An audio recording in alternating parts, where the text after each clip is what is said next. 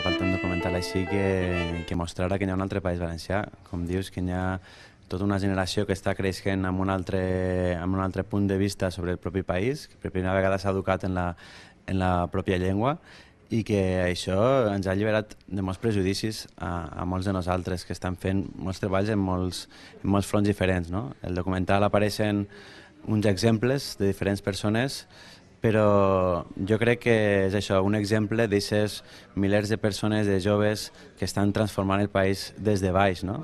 Aportant normalitat al País Valencià i construint-lo de nou des de totes aquestes brases que ens han deixat. No?